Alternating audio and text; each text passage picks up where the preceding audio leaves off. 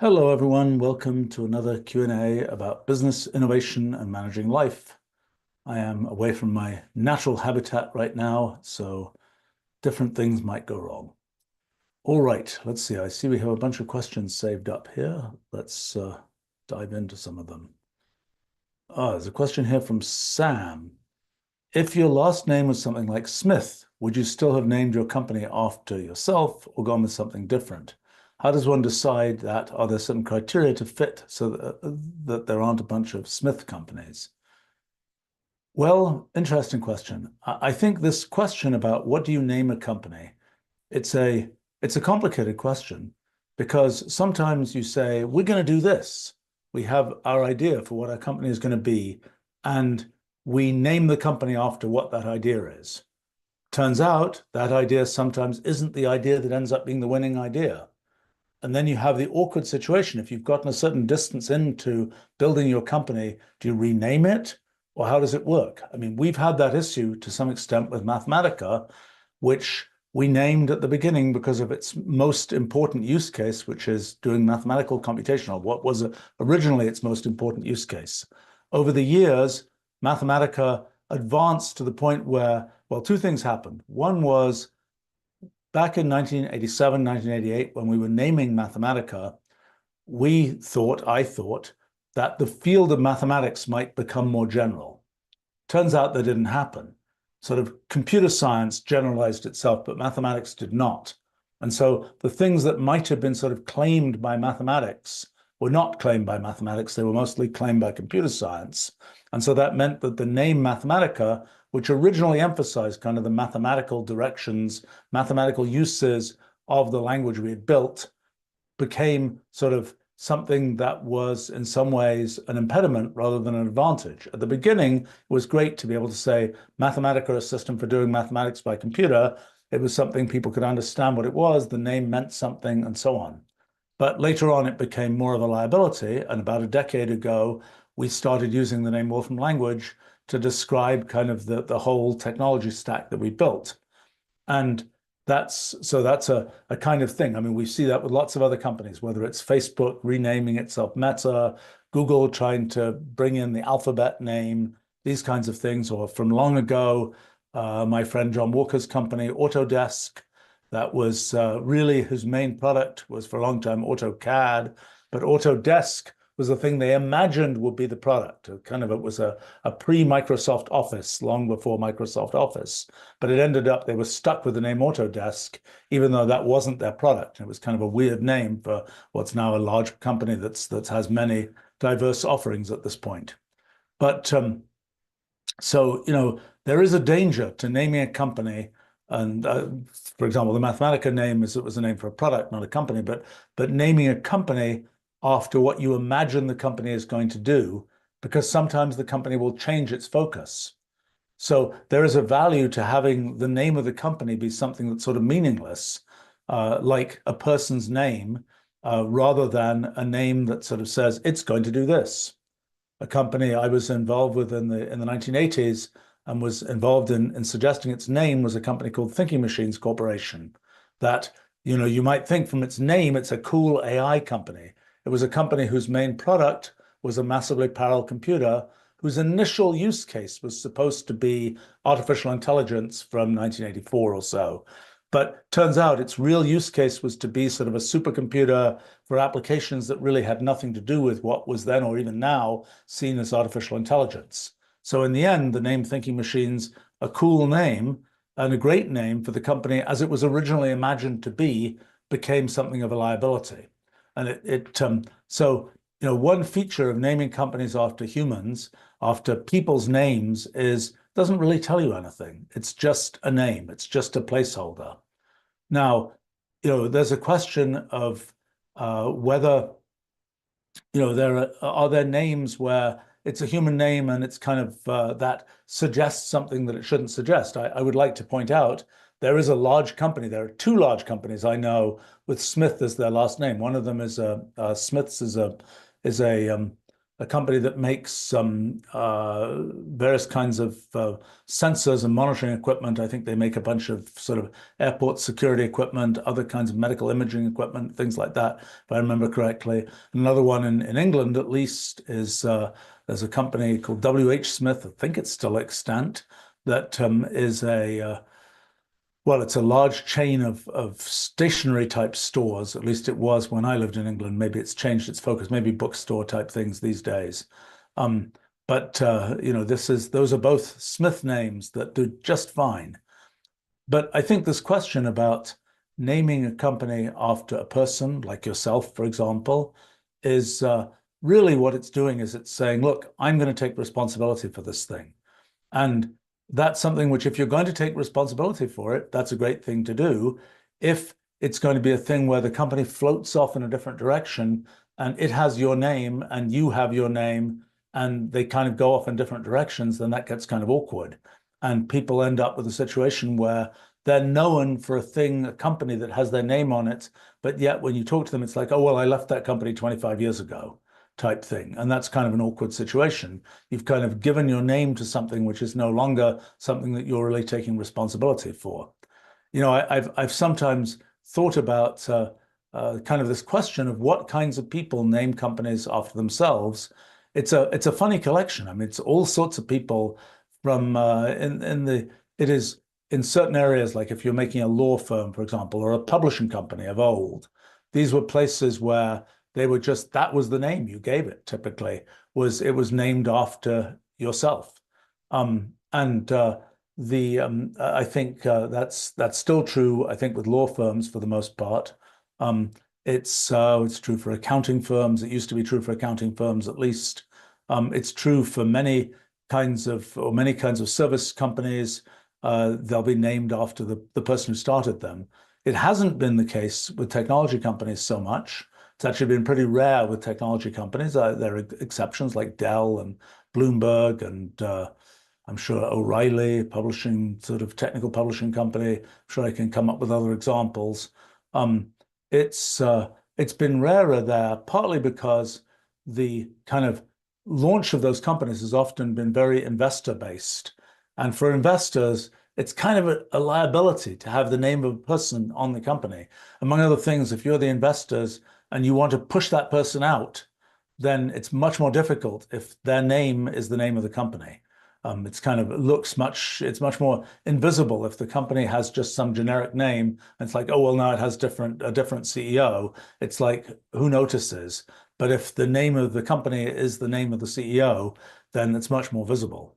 I would say that it's really a question of, do you expect to take responsibility in the long term for what you're doing? If so, it's a fine thing to put your name on it. If no, then don't put your name on it. You'll regret it. You know, I sometimes think back when I first started our company now 38 years ago, I thought about different kinds of possible names and then just decided I'll just put my name on it because that way we won't have the thinking machines problem of the company starts doing something different than and it has an awkward name that means the wrong thing. Also, I have to say, sometimes it was amusing in the earlier years, particularly, maybe it's true even today, that, you know, if people are saying, well, you know, are you really, you know, what's your role in this company? Well, it kind of helps to start off with, look, my name is on the company, so I've clearly got to have some central role in the company. It's probably not something where, you know, I was just sort of peripherally involved, so to speak. Now, of course, the other thing that can happen is you have, I don't know, you know, we know, you know, if you have a company like Tesla, for example, Nikola Tesla was certainly not involved in the founding of Tesla. But of course, Nikola Tesla was long dead by the time Tesla was founded.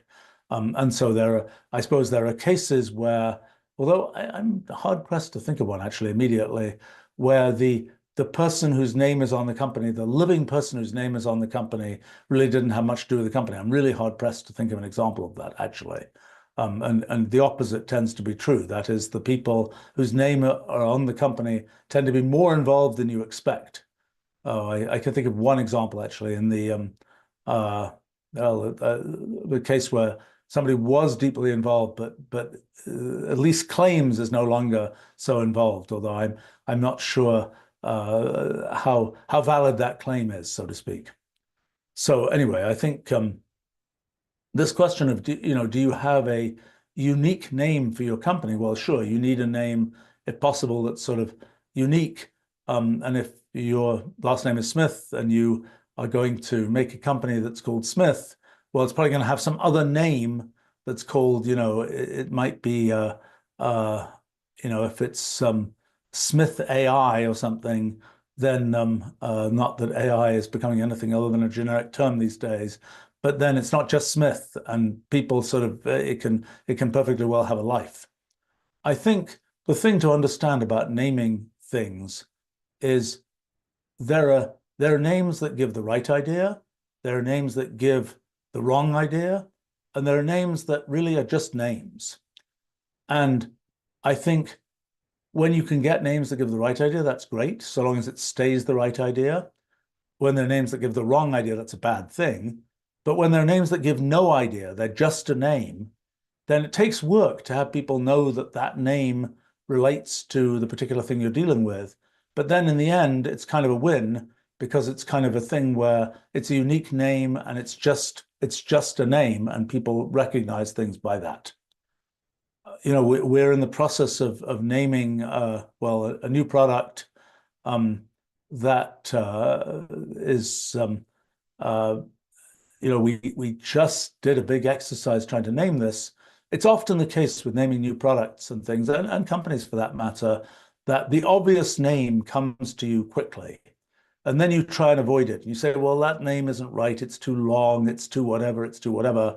And then in the end, you come back and say, you know what? That was the obvious name. Let's call it by the obvious name. It's and I think the other thing that can happen in naming things is you come up with this very, very clever name. You do it in some meeting, perhaps with a bunch of people. And then at the end of the meeting, people are like, what was that name? What was that name? Well, then you know it's a losing name. A name that is a good name, everybody remembers that name as soon as it's said, basically. And that's a good criterion. I mean, I remember the name Wolfram Alpha, which I consider to be a good name. I remember I was driving from somewhere to somewhere, and I remember the particular place where I thought of that name. And I kind of immediately knew this is a good name. And and then I had to do some call with somebody, and I told them that name, and they said, yeah, it was a technical person I was talking to. They said, yeah, that's a name where I feel good working for, on that product type thing. And that was a good sign for a name, so to speak. And there are names where you're just too clever by half. And you come up with this thing, you've got a whole argument for the name. If you have to give a whole explanation of the name, it's kind of a bad name. And by the way, there are cases where the thing you're doing has there's a quick word or two that describes what it is, then you can put that in the name. When it's something like Wolfram Alpha, where there hadn't been a thing like it before, there's no point in trying to explain it in a bad way in one word. You might as well just give it a name that has the right sort of mood to it, but is sort of meaningless.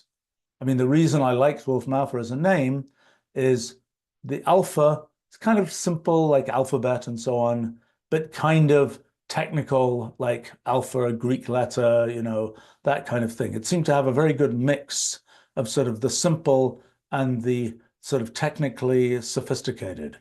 And it also had just a kind of cleanliness, and I'm trying to tell you what this product is. It doesn't really try and tell you what the product is. It's sort of just a name. So, and of course, the other point was that, attaching it to the company name was something that, had we done that with Mathematica earlier on, we eventually have done that with Wolfram Language, but attaching the name of the product to the company name, particularly given that Wolfram Alpha was going to be a freely available product, it's like maybe it would just float off and be called something, didn't even relate to the company name. And then it's like, well, people are using it for free and they're all happy using it, but they don't even know what company it came from. And that seemed like a bad thing. Let's see. Harry is commenting, Now that he thinks about it, it's strange we don't have a dozen Einstein corporations. Yeah, it is kind of strange, isn't it? I remember there's a company I think called Einstein Bagels, but I have no idea whether that's Einstein from old Albert or whether that's a quite different one stone type Einstein, or whatever. Uh, yeah, it is. It is. People, I'm trying to think. There aren't as many Einstein products as one might think. There are, um, let's see, there are I think there have been there are plenty of Edisons, and there are companies that still have the Edison name on them, and there are products that seem to get that name. But yeah, no, it's funny. Um, let's see. Uh, Harry is commenting, reminds him of the Dilbert series where the pointy-haired boss says the name of the project is the most important thing because before they even know what the product will be. Let me comment on that for a second. Here's the thing I've noticed about projects. And in fact, the product that we happen to be naming right now is an example of this. It has an internal name. Its internal name is terrible. Its internal name has confused everybody about what it is. And that's a place where, yes, the sort of thing exists in some sense, but it really needs a name to crispen it up and to have people, even within our company, know what it is and know that it's something new. Because so it is, naming things, in my experience, is quite important. It's quite important for having kind of, I would say, even the morale of the team. It's important for having other parts of one's company know it's a thing. It's not just, oh, there's this group and it's working on this kind of extension to this and it's that and it's something different and it's et cetera, et cetera, et cetera. Give it a name, you know it's a thing. And then people could say, well, what is that thing? But at least it's sort of an anchor. It's like words in human languages. I mean, by the time we have the word live stream or the word blog, we kind of know those are things. And we can say, well, I'm writing a blog, I'm doing a live stream. That's a thing where we have sort of an anchor, cognitive anchor, to kind of be talking about something. And I found very much the same thing with products, that you need the word, you need sort of the cognitive anchor for the thing. Let's see. Della is commenting, so a name is like a joke. If you have to explain it, then it doesn't work. I'm not sure that's quite right. Let me give you an example. When I was working on my big book, that's called The New Kind of Science, I spent a decade working on it. In the early part of that time, I considered calling the book A Science of Complexity. And that was a good example of a bad example, so to speak, because in the end, I had thought at the beginning of that time that my most important objective was to explain the phenomenon of complexity in nature and elsewhere. Turns out I realized that that wasn't the most important thing I was doing. The most important thing I was doing was to introduce this different paradigm for how to do science. But I also found when I told people, and I spent kind of a decade as more or less a hermit working on that project. So I wasn't talking to many people about it. But whenever I did mention it and people say, well, what's the name of your book? And I would say A Science of Complexity. Essentially, without exception, the first thing out of people's mouths was, that sounds very complicated. So that was kind of it's sort of saying what it is, but it's saying what it is and making people not want the product. Later on, when I changed the name of the book to A New Kind of Science, the typical first question out of people's mouths was, what's new about it? That was a great first question, because then you get to explain it. And I think that's so, having a product where you just have an anchor and then somebody says, well, what is it? And you get to explain it, is not such a bad thing. I mean, if the name just sort of, if the name doesn't have the kind of gravitas you want it to have, or has too much gravitas, if it's a name for something fun and the name sounds like some kind of very technical thing, then that's probably a bad idea. If it's something quite technical, then it ends up with you end up with a name that sounds too playful. Again, it's the wrong story. And I think Christian is commenting, more important than name, a short description of what the company does, or product for that matter. Yes, up to a point. I mean, I think the question of what the company does, it's typically, well, it depends on what kind of company it is. If it's selling services and sort of the ethos of the company is what it's selling, so to speak, then that's one thing.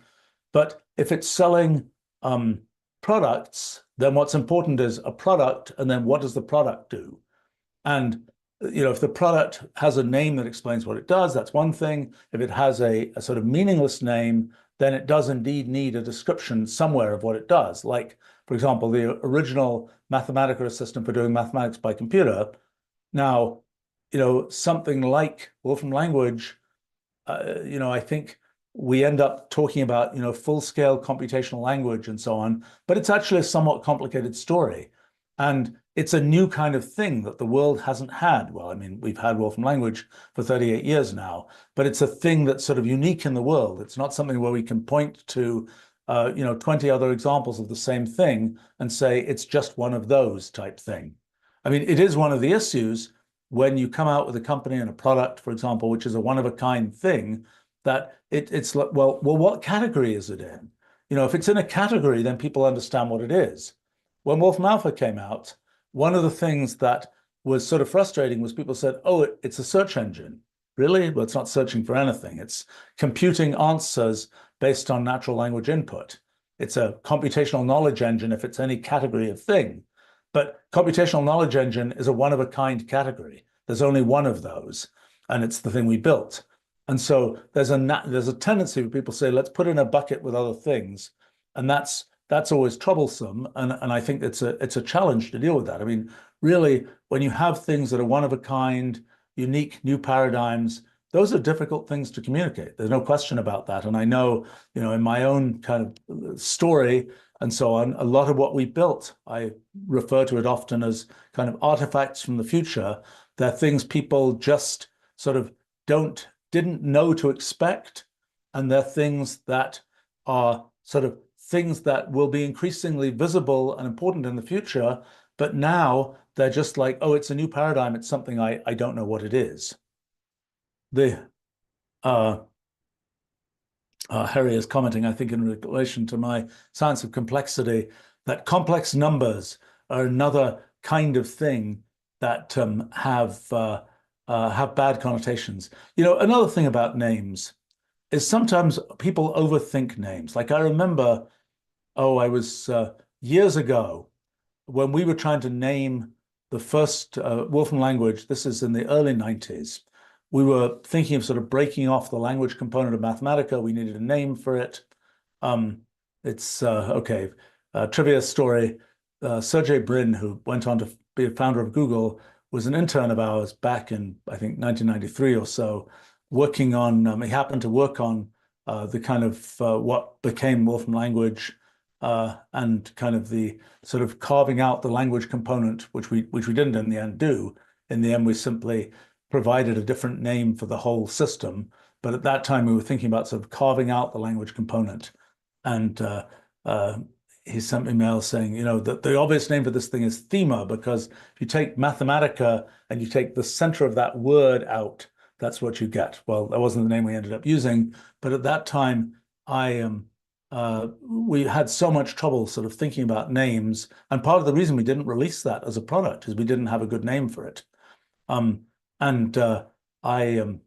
I found some naming consultant, and I kind of I was probably a very, very bad client for a naming consultant because I've thought way too much about words and names and so on, and I probably should never have gone down that path.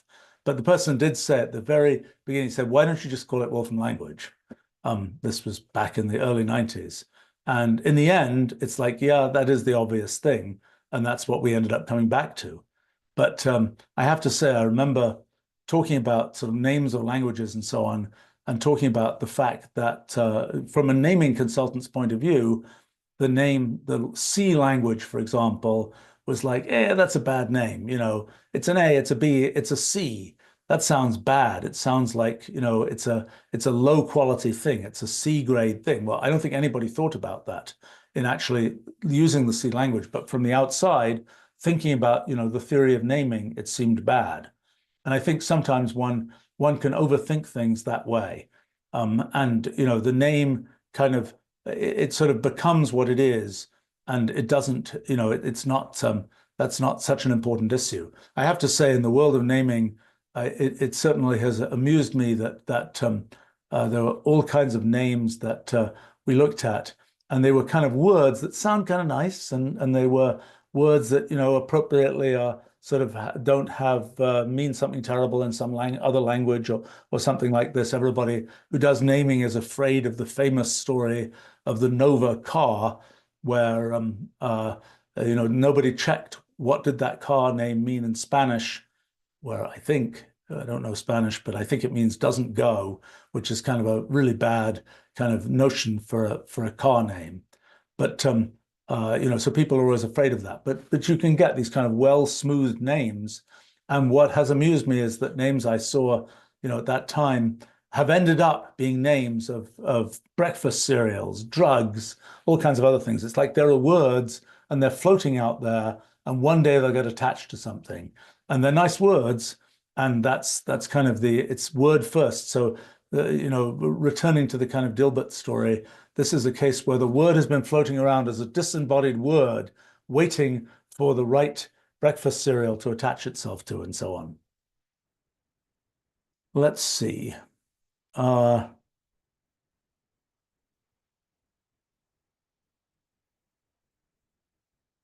a question from Ollie. Can names be copyrighted? Generally, names are trademarked, which basically means when you're using the name and people know that thing in some particular kind of business, like making software or something, and they know that name in that kind of business, and there is a kind of a whole sort of doctrine of law about kind of having names which are sort of known and associated with that business and are not purely descriptive names. They're names which have some sort of specialness to them, but that's a sort of a different whole branch from the whole story of copyright, and has different sort of requirements about the continued use of the name and things like this. Whereas copyright is kind of, it's like you write this whole thing with a certain structure, sequence, organization, and so on, and it's a whole sort of produced body of stuff that there's all kinds of issues in modern times about sort of the originality versus human content, etc. We could talk about that, but no, it's a different story with names of that kind. And there's all kinds of weird sort of footnotes to lore about that. Like I think some movie names that tend not to be protectable that way, but as soon as you have like merchandise associated with it, then it becomes protectable. Is that always used to be the case? And so that kind of creates a different story there. Manny is asking, what role does AI play in brainstorming, generating company names? Will AIs start naming and running their own companies? Yeah, AI naming of companies, tried it, for years. The number of times I must have tried enumerating possible word roots and so on. So, okay, in naming things, and I've named lots of things, but most of the names I've ever invented were left on the cutting room floor, so to speak. I have to say, a zillion times going back 40 years or more, I've been doing let me take, consonant, vowel, consonant, in various combinations, and let me enumerate all the possibilities. Very much similar to what I've done in science, enumerating possible simple programs and so on. It's just enumerate the names. What do they remind one of? I've certainly wondered whether one can sort of have the LLM kind of say, well, what does that remind me of? I've tried various experiments with naming with LLMs. I'm trying to think. I think so far, no product name has ended up being LLM generated. No science name either has ended up being LLM generated. But I think that's something that could happen. I mean, LLMs are better at coming up with sort of names that are based on existing words, because that's, they put things together in ways that are existing words rather than things which are just random jumbles of letters. But there's nothing, I mean, because typical LLMs are generating things by tokens, which are more like phonemes rather than individual letters and so on. But it's certainly something one could imagine working. I just haven't seen that work yet. Chatty is commenting, name like Wolfram, people think physics. That's nice. Wolfram is becoming synonymous with cutting edge physics. Well, that's nice. I think that's a case where names sort of make themselves, so to speak. The only, I have to say, having the particular last name I have, the two animal version, it's like, I have to say whenever I'm like spelling a name or something like that, and I say, I've learnt decades ago, don't say Wolfram like the two animals. Nobody gets it. It's kind of a guaranteed, what are you talking about type thing. It's funny how people parse or don't parse names, particularly in real time. Susie asks, are there specific naming conventions or patterns that tend to perform well in the tech industry? I remember Steve Jobs telling me his theory of names. Okay, his theory of names was pick the generic word for something and romanticize it. And that time he was very big on Sony, and they had a product called Trinitron, which was a television, it was a color television system that was kind of came from the three color tubes that were associated with color television, the sort of Trinity, and that was sort of romanticized.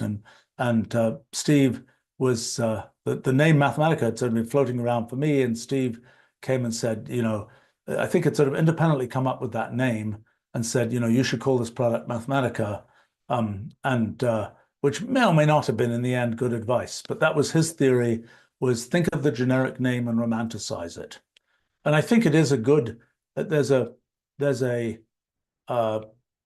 tend to be fads in names. I think the name Mathematica in its time, back in 1988, when we first released Mathematica, defined a category of names. There were just an awful lot of other Attica type names and continue to be actually.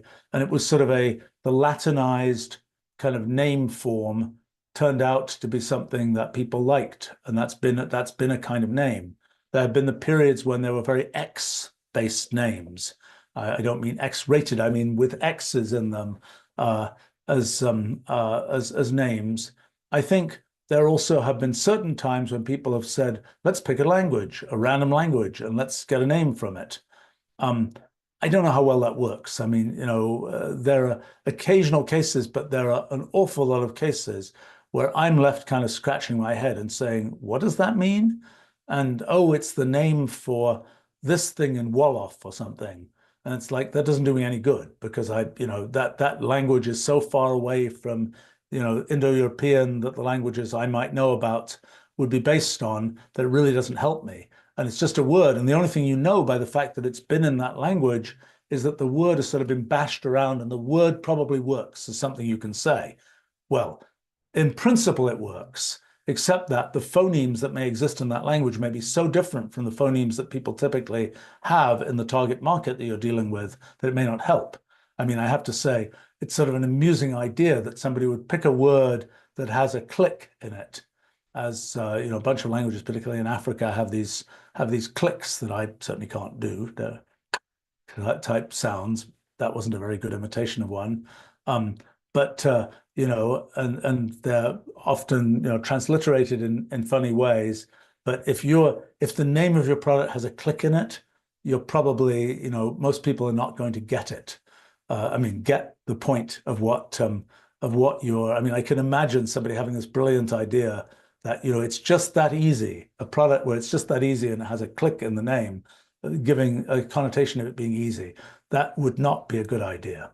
The other one that is always a strange one is when you always have to say, how do you spell that? That's another problem. Now, I have to say there are things that I've invented that sound just great with my sort of British American type accent. when you say them in pure American, they sound much less good. And sometimes they're confusing. And then, for example, when you get to, I don't know, Japanese, for example, where L and R are not distinguished phonemes in that language, and you have things with lots of R's and L's in them, it causes all kinds of trouble. I think that, but I think you can't really avoid that. There are fairly few phonemes that are sort of in all languages, and some exoticity in phonemes is okay. And I mean, X is an exotic, somewhat exotic phoneme, or has in the past was a somewhat exotic phoneme. It's become a bit less exotic in modern times because of the transliteration of Chinese with X's in it that's become common, and that means there are a lot more X's out there and seen all the time. But I think in terms of the tech industry, it's a funny thing because sometimes there are multiple companies in an industry, and a bunch of them have funky names, and one of them has a dead straight name that's about what the thing does. Usually it's a good heuristic that the one with the dead straight name is going to be the market leader. And the ones with these, ever so clever, funky names are the sort of also rans. Not always true, but that's a thing one notices. I would say, what are the current trends in naming things? Well, I mean, apart from that you have AI in the name, and just as blockchain being in the name was a thing a little while ago, and maybe a thing again. I think AI is nice and short. It's really funny for me because, I remember from 50 years ago hearing about AI and AI is the future and so on.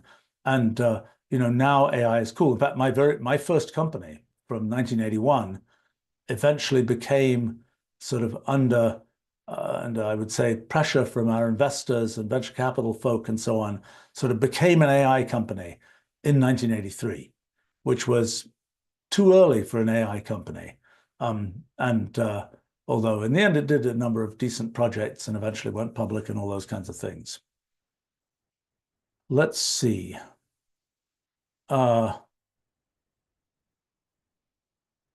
Mark C asks, have you tried asking an LLM for business advice? I've been trying to ask LLMs for things recently, and LLMs as sort of assistants for things, works well. LLMs for sort of give me advice, good luck with that. I think here's the thing that I've been trying to figure out recently. I like to use tools for things, and I've gotten a long way by using tools for doing science, tools for automating things, and so on. The question is, how can I best sort of, particularly for science, one of the things that's important about using tools is getting intuition that you wouldn't otherwise have, like starting to make visualizations, like even from very early on doing sort of algebra and getting some sort of feeling for what kinds of algebraic forms you get for different kinds of calculations, all those kinds of things. So the question for me is, how can I sort of get intuition by using an LLM? I haven't really figured that out yet. I've been doing experiments on that. There's sort of intuition for what an LLM does, and there's intuition, there's kind of, when I make some visualization of something, I can, if I do a good job of picking the right visualization, I can get intuition from that visualization. I don't really know how to do that from an LLM. I've been thinking about that also in the context of automated theorem proving, where you get these complicated proofs, but it's like, I don't know what this proof means. Yes, I can verify that it's correct, but how do I get intuition from that? I've been curious about that recently. Let's see. Oh, Corey is asking about trends in naming like the iffy, the something ify startups. I don't know. I mean, some of these things where they all come at the same time, it will be, oh, that was a thing from the 2020s type thing.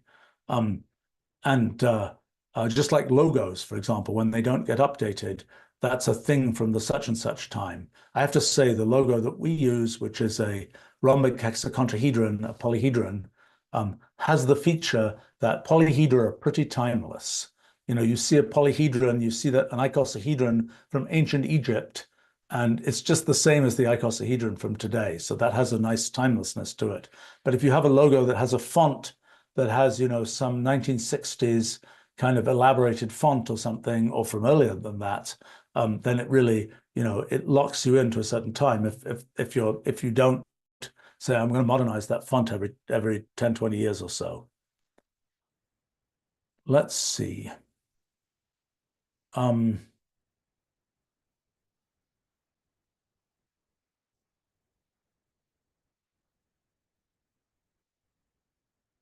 Let's see. I'm looking at various questions here and I'm thinking they're a little bit, okay, there's a question from Meredith here. What advice would you give to a computer scientist who wants to pursue synthetic biology? Well, it depends what you learned doing computer science. I mean, if the primary skill is low-level programming, that's one thing. If there's sort of a more kind of computational intuition about things, that's another kind of thing. And so when it comes to sort of practical programming, biology has lots of practical programming that has to be done. I'm not sure that that's the sort of highest leverage, greatest kind of potential for biology, but certainly in terms of the practicalities of, get a job doing X, there's a lot of, in biology in general, sort of in a lot of biology is rather low tech from the point of view. It's very high tech in terms of the molecules that get used and all those kinds of things. It's pretty low tech in terms of the software that gets done. I mean, around bioinformatics, there's a bunch of data schlepping and so on that is reasonably high tech. But when it comes to sort of making use of kind of computational ideas, biology has been very surprisingly low tech. I mean, biology doesn't think of itself as a field that has theory most of the time.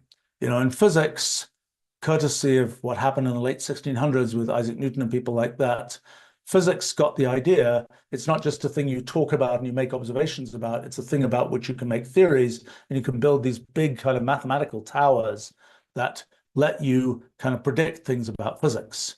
In modern times, we made lots of progress sort of replacing that mathematical tower with a computational tower that's even deeper for physics. But then when it comes to biology, it's like, is there a theory? Or is it the case that, oh, we have these organisms, we have these different phenomena, they just are the way they are, you memorize them, and we don't know why they're the way they are. And the only kind of why that we have is, oh, natural selection and evolution crafted it that way, so it achieved this purpose. And we make up some purpose that it was supposed to achieve. But generally, biology has not been a very theoretical field. I mean, I have contributed some things to sort of making biology more theoretical. In fact, in recent times, sort of had a breakthrough in understanding kind of a theoretical approach to biological evolution, which is a thing that I think has many, many legs to it. And I wrote a piece back in March of this year, and I'm in the process of finishing another one about this sort of minimal model of biological evolution, which finally gives you sort of a computational foundation for thinking about biological evolution and a way to, I think, really make progress in kind of thinking at a theoretical level about things in biology. But there are many more things to do in sort of thinking at a theoretical level about biology. And it is the case that the typical, even very top biologist doesn't know much about computers and doesn't know much about kind of computational thinking. And that's a place where I think there's a lot that can be done and a lot of, in the end, quite low-hanging fruit to be picked. Although I say in the end, because I think there are a few steps that are needed to sort of computationalize biology that haven't quite happened yet. And I don't mean that at the level of taking genome sequences and putting them on computers and servers and things. That's a well-being done kind of thing. I mean, at the level of thinking, how do we think about sort of genotypes as being a program-like thing, and how do they create the developmental aspect of an organism, and how does that relate to kind of what happens in biological evolution? How does it relate to kind of the way, what is the essence of life when looked at from a computational point of view? I mean, life I see as being a largely computational phenomenon, but those are a few comments related to that. Let's see. Chatty is commenting, it's important to have a way to gauge biological evolution as a state of increasing complexity. And Yes, well, that whole question about why is there complexity in biology, I think I made a lot of progress in that recently. I should have made the progress in the mid 1980s because I was thinking about these things at that time, but I didn't have quite the right intuition. And I needed kind of things that I now know from doing machine learning as intuition about what will work and what won't work. But I think what has become clear to me now is that computational irreducibility, the sort of the process by which you get sort of irreducible computational activity from even very simple rules, that process is a much stronger force than the forces of natural selection and the constraints associated with that. And then I wanted to do this. And what biology is doing, much like machine learning, is taking these lumps of sort of irreducible computation and fitting them together in ways that serve some particular purpose to make the organism be successful enough not to die out. And I think that's kind of so this notion of why is there complexity in biology, the answer, I think, is fundamentally computational irreducibility. And one can see that very beautifully and clearly in the kinds of things I've been doing recently of just studying sort of this very minimal model for biological evolution. Let's see. Let's see. From Machiavelli, how do you determine how innovative something is? What are the key criteria for assessing innovation? Depends why you want to know why something is innovative. I mean, if you want to know because, should you give a prize to the person who invented it for being an innovator? That's one kind of thing. Should you sort of think, I mean, sometimes innovation can be a curse because you're building a one-of-a-kind thing that nobody's ever seen before and nobody understands what it is. When it's something where you're kind of like, am I doing something new, or was this a thing that is so close to what's been done before that whatever? So here's a question. Let's say something was done and it didn't work out in the history of the industry. And then you do something and you might ask yourself, is what I'm doing sufficiently close to what was done before? It's going to have the same problems as what was done before, or has it broken the innovation barrier and it's something that whose life will be different from whatever came before? That's a reasonable question to ask. I kind of think sort of an issue of what is the core, is the essence of what you're doing something that involves a serious kind of different way of thinking about something, an intellectual jump? Or is it something where it's more kind of an engineering detail of, oh, we managed to make this work? Now, sometimes those engineering details go from it didn't work to it does something amazing. That's what happened with LLMs, for example. It was sort of engineering grinding that suddenly got over a threshold where things get exciting. And it's happened in a bunch of other places in the tech industry and so on. I think that but in terms of is this sort of is this a new idea? I think one of the big tests, as far as I'm concerned, is there something sort of intellectual to understand about it? Now, you can also ask questions like, if you're trying to sort of assign credit for things or some kind of intellectual property or something like this, you could imagine sort of a calculus of innovation where you're saying, oh, I'm operating in some virtual world and I'm adding this particular twiddle to this particular, kind of thing that I designed in the virtual world. Who should get what part of the results of the commercial success or whatever of this thing, which had many hands touching it, so to speak?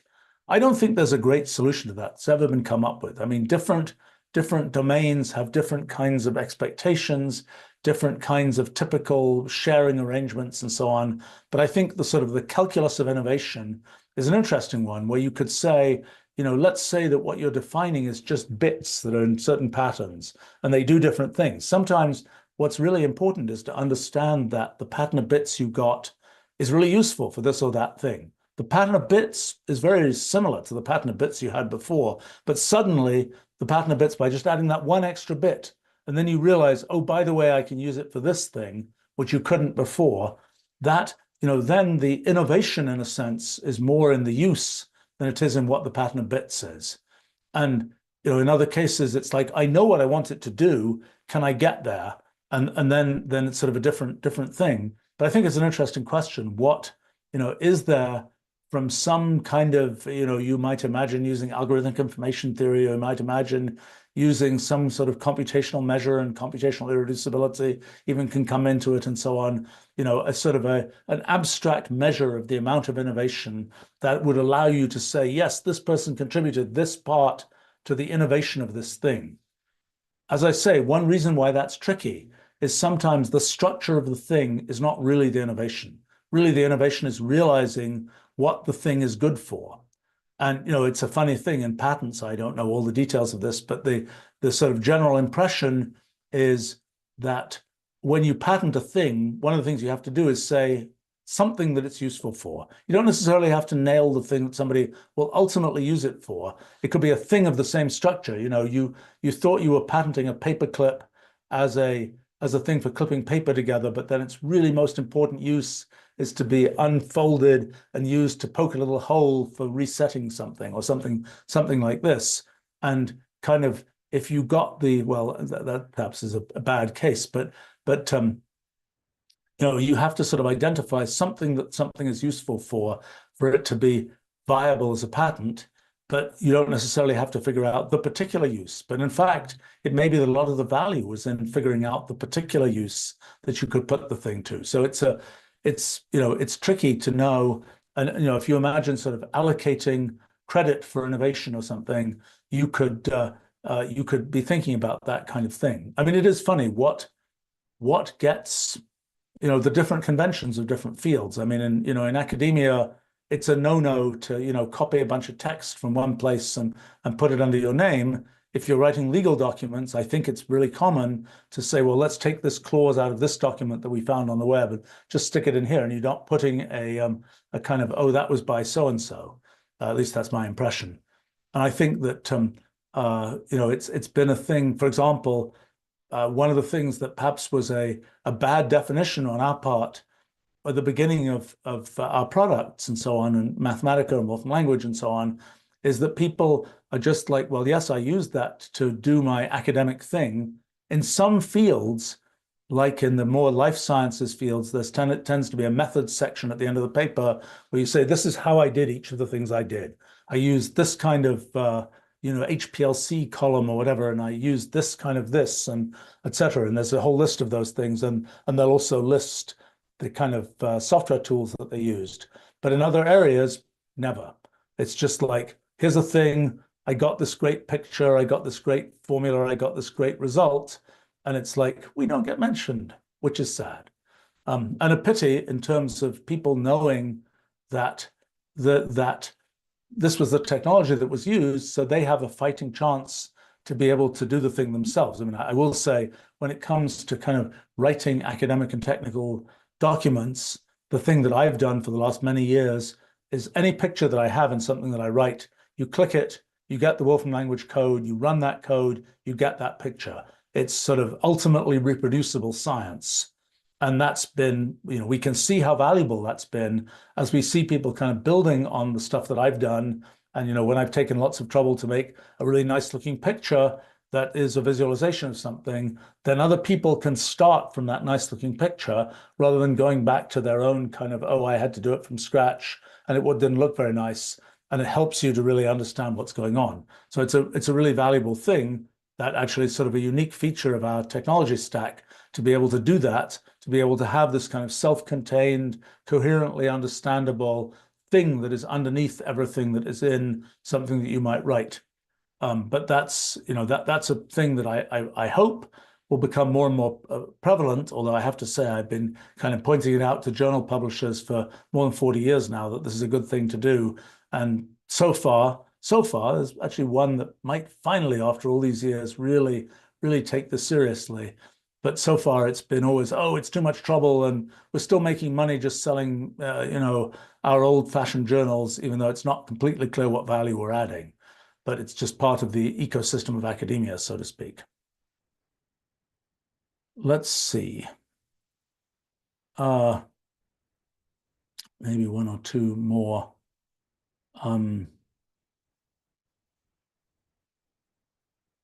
comments, questions. Let's see. Anon is asking, what's the best way to test a business idea before going all in? Well, it depends very much what kind of an idea it is. I have to say, it's really hard to go and say, to ask people, okay, it depends how innovative the idea is. If the idea is something where it's sort of a tweak on something that already exists, it's like, well, would you use this? You can ask people. Maybe they'll give you an accurate answer. As soon as the thing is far out from what already exists, you say, would you use this? People look at you blankly. They say, what's that? They don't conceptualize how they might use it, even when it becomes an incredibly useful thing. I mean, people, before there were search engines, there were things that people, reference librarians and folks like me who like using tools would use these online database services, and they were useful. And you could have then calculated, oh, how many people will use a search engine? Well, let's see how many reference librarians there are in the world. Not very many. It's not going to be interesting. But it turns out once you have it, you realize, well, actually, it's useful for lots of purposes. And that's true for many, many kinds of things. I think the idea of going around and asking people, will this be useful to you, is when it's a significantly innovative thing, is usually a total lose. I mean, it's one thing if you can have a mock-up of it and you give it to people and you say, hey, sit down and try using this, and they start using it. Well, even that can be difficult because sometimes a thing is really useful when it comes up in the course of things you're doing. But if you just say in a disembodied way, hey, use this thing, invent a place where you can use this, people again will tend to just freeze. So it's tricky. I mean, I think the best criterion for new products is, would you use it yourself? If you make a product and you say, well, there are those other people over there and they would really use it. Of course, I wouldn't use it myself. Not the best sign. If you would use it yourself, just think about, how do you use it yourself? Is there something so weird about you that there's nobody else like you who can also use it?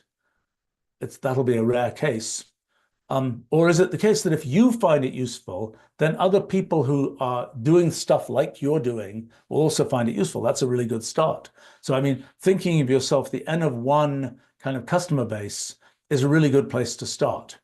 And sometimes it is confusing to see the small n, oh, I asked a few of my friends and they all said it was a bad idea. Or I asked a few of my friends and they all said, that sounds like a terrific idea. But then it would turn out none of them used it. Well, none of them would actually use it. So I think that's my comment on that. I think it's difficult. I mean, sometimes there are things where you can make a mock-up and you can kind of show it to people. And once they see the mock-up and they see it with, words in there and so on, they can sort of say, oh, I get what that is. That will be useful to me. Sometimes it'll be very hard for them to sort of imagine what it would really be like if you had it. I mean, I'm sure that with chatbots, for example, people had seen chatbots for a long time. Somebody said, hey, I'll give you a better chatbot. Most people would be like, whatever, I don't care. But then it turned out when ChatGPT came out, to everybody's surprise, there it was kind of coherently writing essays and things like this. That was quite unexpected. And there were use cases that I don't think anybody really imagined for that. Because sort of the level of what it could do was more than people imagined. And I'm always pleased with our own technology, with Wolfram language and so on, that I keep on seeing things where I didn't imagine that we could do that. But when we build this tower of technology to a certain level, suddenly you get to see sort of at a distance, you get to see these new things that are out there that you can now do. And then you're like, great, now I can do this. So I start doing it. But you wouldn't be able to see that until you actually had the thing to try out. All right, maybe one more.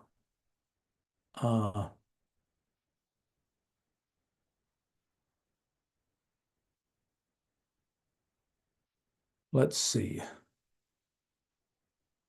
There's a comment from unidentifiable.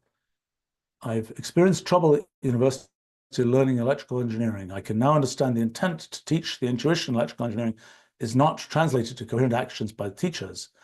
What are pitfalls as experts should avoid in order to maximize the quality of their teaching? Oh boy.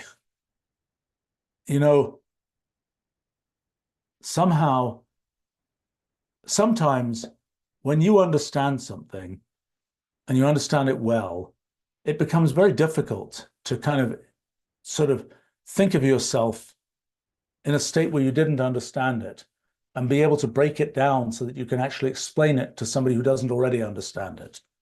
I think one of the things, because I tend to focus on sort of understanding the foundations of things, I might have a bit of an advantage in that respect, because I'm really used to taking things, which even things that I thought I understood, and saying, what are the real foundations of that? How do I break that down into sort of the essence, the simplest possible parts?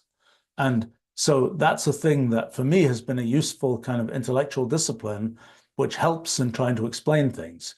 I have to say, even in doing these live streams, particularly the ones I've been doing about science and technology Q&A, the cases that always trip me up are the ones where I've known about that for 50 years. And I start explaining it and I realize, wait a minute, there's this part that I've always just assumed. I've never really thought about how to explain that and so on. And I think that it is a non-trivial thing to get to the point of being able to explain things where you don't kind of have in your mind the things you already know and you're just talking about them. Now, in terms of intuition about things, I think people have different kinds of intuition. I think sometimes it's if I try and feed you my intuition, first of all, it's hard to express intuition. And second of all, other people's intuition may be different. It just has a different character. People have different ways of thinking about things.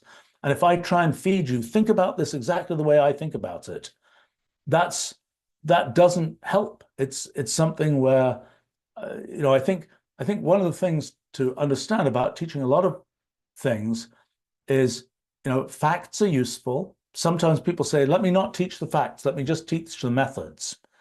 Methods, I think, are in some ways more difficult to communicate than facts.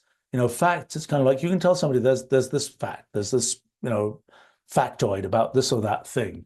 And it's a very kind of universal fact. It's something that sort of everybody can kind of understand. When you start talking about methods, you should think about this. Imagine it's doing that. Imagine this. Some people will be able to imagine that great. Other people, it's terrible. I mean, like I'm not particularly good at visualizing 3D shapes and their rotation and so on. Other people are really good at that. So somebody could explain to me, oh, just think about how you turn this around and look at it from underneath. And it's like, I don't know what you're talking about. I can't visualize that. It's not a useful thing to say to me. But if you just say something which is just sort of a fact about the thing, then that's at least an anchor for me to get started with my own way of making up the intuition.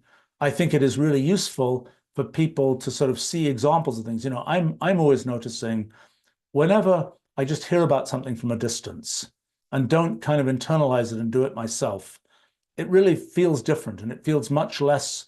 I don't feel like I have my arms wrapped around. I don't feel like I really understand it. I mean, take an example from years ago, when I first, it must be 15 years ago or something, when I first got a chance to sequence my genome. And, I'd known about bioinformatics and about genomics and so on decently well. But when I actually sequenced my own genome and I got in there and it's like, these are the base pairs, this is the gene, this is the SNP, and so on, somehow the connection, the fact that I was really in there, in the details, and curious about the details and so on, really made the whole thing come to life for me in a way that wouldn't have happened if it was just like, oh, I'm reading about genomics, I'm reading about sort of the theory of bioinformatics, things like that. And I think that's if you can get to the point where you're doing something where, well, for me, it's always, if I care about the thing I'm doing, if you're doing some electrical engineering project and you care about the result, I'm trying to make this thing and I care about the result, that's going to give you a much better experience, I think, for most people than just you're being fed certain kinds of things. And if you're being fed just do this, do this, do this in some kind of formulaic way, that's not a thing which gets sort of, I think, kind of people don't tend to remember that as well as they remember things where, I had this project, I was doing it, I really cared about it. That seems to be a formula for getting things which one can really understand and remember. All right, I think I may have to disappear here. Okay. Maybe one more or so question, and then I should Um, looking through here.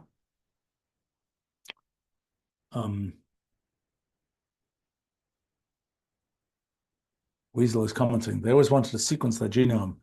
Um, it's amazing we've made this possible. Unfortunately, sequencing genomes is not the kind of immediate kind of now we know everything that people hoped it would be. I mean, I know for my own genome, it's kind of useful. I have it. Every so often I'll look at something on it because I'm curious about this or that thing, but it's pretty mushy. I mean, it's pretty difficult to say, oh, I've got this particular thing in my genome, so this conclusion type thing. It's very rare that that's the case.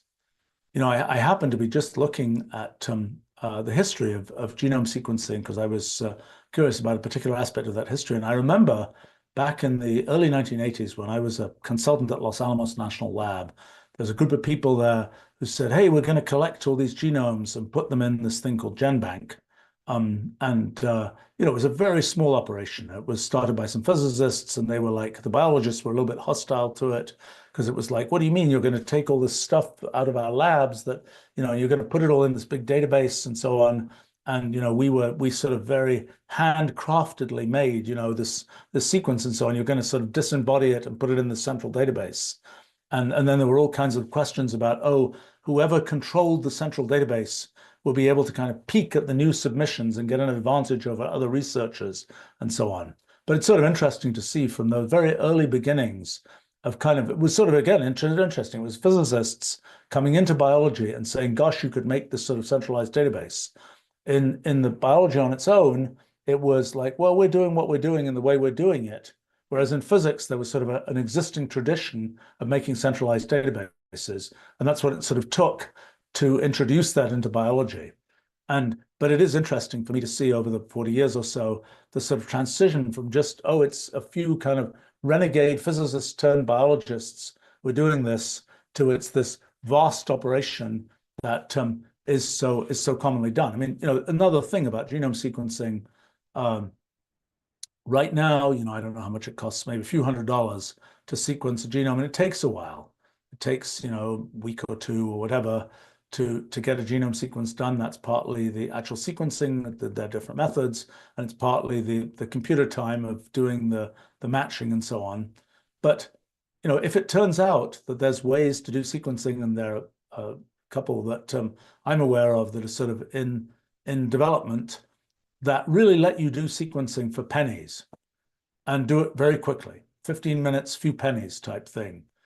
It's going to be very interesting to see what consequences that has, because that gives you a whole different level of what you could sequence, when you can sequence it. It also depends on how big the sequencing machine is and sort of all those kinds of things. But it's sort of interesting to think about what then becomes possible. Oh, every piece of food I eat, I'm going to sequence it and find out, is it really the wild Atlantic salmon that it was supposed to be, or does it really have, does it have a great grandfather salmon that was in a fish farm somewhere? What it is, whatever the that's a silly example, but I think it's an interesting thing to think through, is what happens as you think about different areas and what happens when things become easy. It's interesting to think that through. All right, we should probably wrap up there. And if you're in the US, have a good Thanksgiving. Otherwise, well, I look forward to seeing you all and chatting with you again, I think, next week. Although I think we might, yeah, probably be next week. So thanks for joining me, and bye.